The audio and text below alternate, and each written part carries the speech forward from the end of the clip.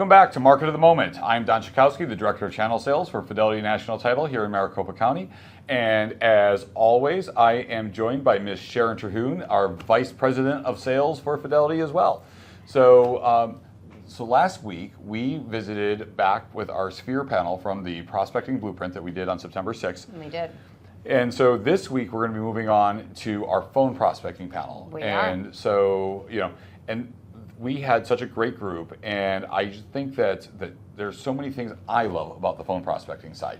That's sort of Don's sickness, actually. Yeah. If you don't know it, he's actually jealous that he's not going to tell you who was on that panel right now, because he loves phone prospecting. It's like a disease. It's really bizarre and strange. Well, and the reason I enjoy phone prospecting so much is I just feel like it's the fastest way. Like if I were somebody jumping into the real estate world today, I'm going to want to figure out how to get a paycheck. Right.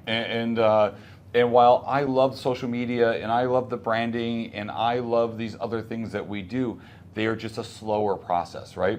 So where you can get on the phone and you can rock the phone for a few hours and hopefully have that fortunate conversation and it takes a lot, right? It takes a lot of practice, it takes a lot of script, it takes a lot of that stuff. But you can have that conversation today and be out showing somebody houses in the next couple of days.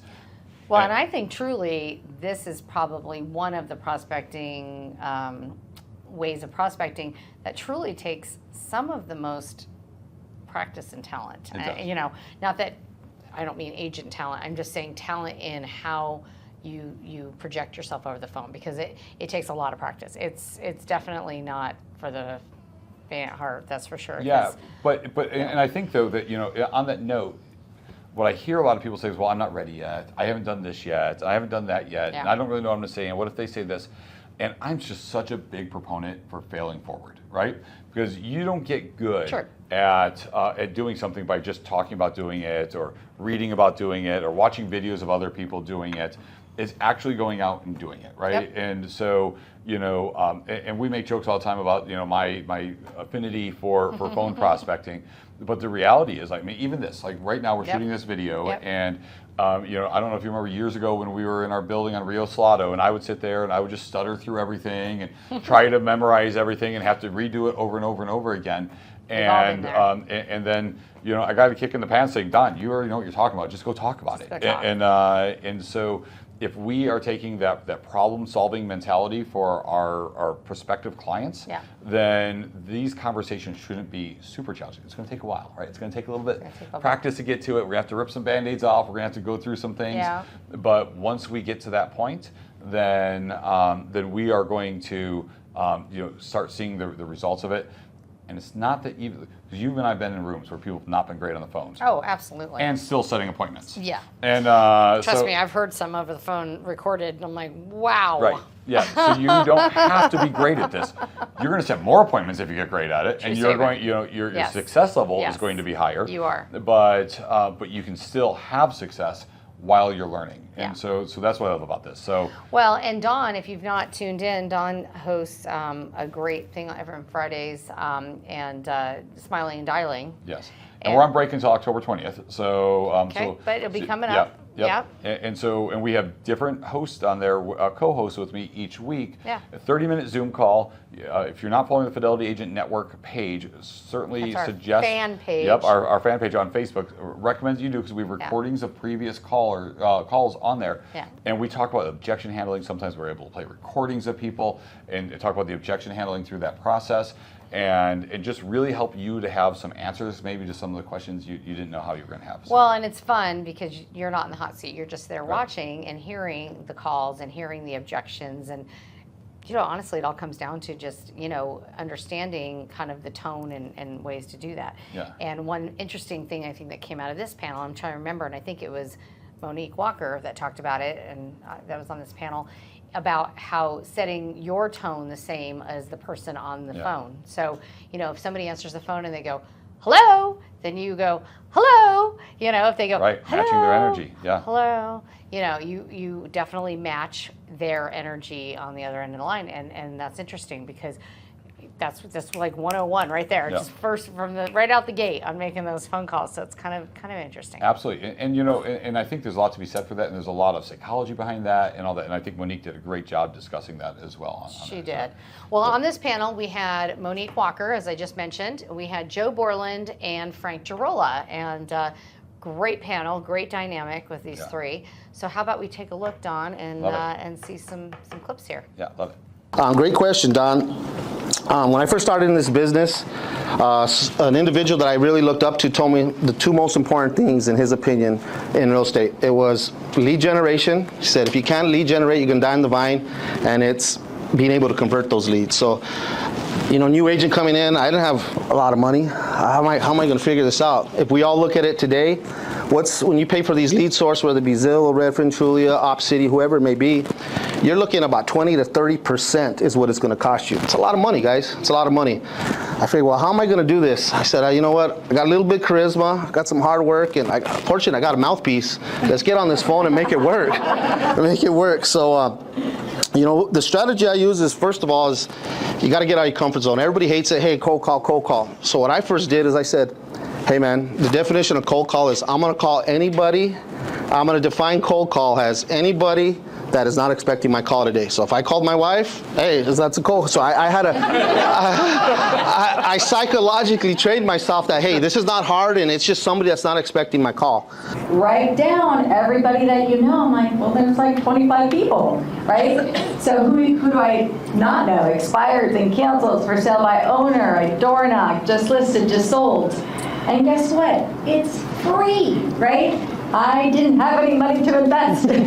So it was a very, very easy way. So I love talking about prospecting because, you know, for those of us who don't have a trust fund, right? For those of us who are not independently wealthy, guess what? You can become that. You can create your trust fund. I mean, it's amazing, right? We can make more money than surgeons, attorneys who go to school for decades. It's absolutely amazing. So going back to rapport, the first 5 to 10 seconds of a conversation with a cold call is going to be your most important, right? So what do? You want to go ahead, you want to match their level of emotion, and you're obviously not mirroring because you're on the phone, but you're going to repeat their greeting. So let's just say, for example, you're calling an expired, right? And they're like, hello. You say, hello. Relax. And then you got like, you know, the chipper, hello. You know, so what do you say? Hello. This is Monique with Remax, right? So that first 5 or 10 seconds, as silly as it sounds, we're trying to, I think Colleen talked about being in their tribe, right? We're trying to morph into their tribe by matching their emotion, right, and what they're saying. Next is, you know, energy and enthusiasm. It's free. You can stand up, you can smile, put a mirror in front, right? And again, it's something that we can generate in our body. So before you start prospecting, like whatever you need to do. Like sometimes the team, we're all on Zoom when we prospect. I'm like, ladies, get yourselves up. Stand up right now. I'm like, give me like 5 jumping jacks. Let's go. Let's get that energy flowing. My point there is, we're going to talk about a lot of tools and tactics and things, but the bottom line is, if you don't have a conversation, you are not selling a house, period. Your goal every single day is to have conversations with people. Screw them up. It's okay. Just go have conversations with people. That leads to sales, period. Everything else is a tool to get a conversation. I know we have lots of very expensive tools that we all spend as team leaders that lead us to be able to have a name and a telephone number for somebody to go call, text, email. But without that, it's still just a conversation. We've got tens of thousands of people in our database, and that's wonderful, great. I love that. If we don't call them or have a conversation, we don't sell shit. Sorry, can I say that? Please say that. Okay. Have you seen Michelle? The whole thing, you have to have a conversation. So what we do, I'm a big phone guy. You know why? Because I can have way more conversations with way more people in way less time by calling them. Amen. And don't leave a frickin' voicemail. because they're not going to call you back 94 to 97% of the time. That's the stat. So if I knew that I was going to lose 94% of the time, I wouldn't do it, right? So make your phone calls. Now, we talked about expertise and role play. We role play twice a week. Can you change that to 5 days a week to keep up with money? But we role play. Our team role plays for 45 minutes to an hour and a half twice a week. I do one-on-ones with people as well, because we want to get them better at those conversations so they convert at a higher level. But we've got, I'm going to talk about an agent on our team, brand new. She's been in the business a year now. First 6 months, she didn't sell crap. Love this lady. She's, I think, 58, 59 years old, third career, whatever it is, raised kids. She's fantastic. She's our highest producer. I think she closed 6 houses last month, because you know what she does? Hi, this is Dawn.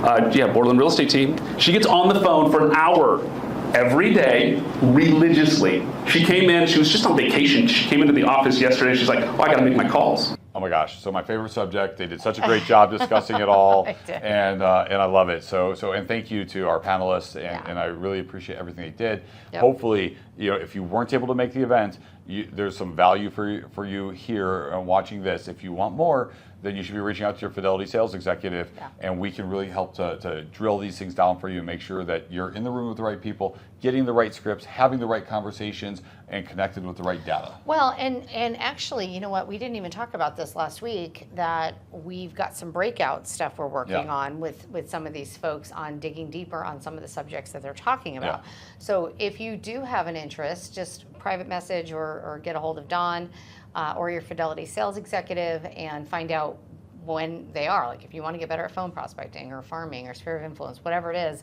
we're going to have somewhere that we can help direct you to. Yeah, and so those will be starting mid-October, and they'll be running through mid-November. So which is great.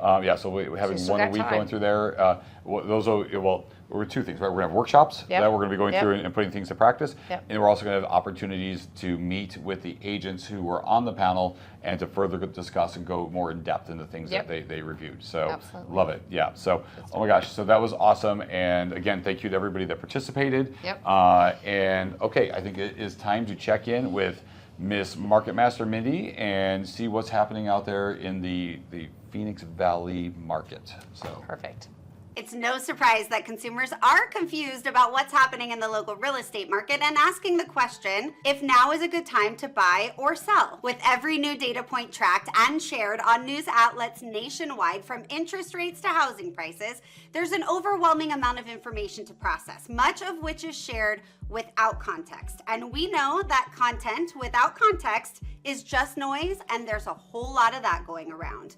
Year-over-year tracking has proven difficult due to the abnormal activities of the last 4 years. And while we had just gotten back to being able to compare things like inventory and appreciation to a post-frenzy market in the beginning of 2022, we're now stuck comparing current numbers to the shortest buyer's market ever recorded in the latter half of 2022.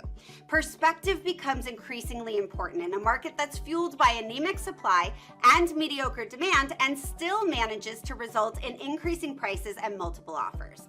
The challenge that I see in the current market is lots and lots of unleveraged funds. Most people do not let hundreds of thousands of dollars sit in a low interest savings account, but are simultaneously letting that same money sit in a single asset, which they call their primary residence. Also, while affordable housing is clearly an issue, big box investors are purchasing, which is a sign that they both see the demand for their product, which in many cases in Arizona is built to rent, and there's consumer appetite for a monthly payment that in today's market would equate to nearly $400,000 in purchase price. With just 2 months of inventory, looking can be challenging. But remember, these conditions are in spite of interest rates that have been higher than average.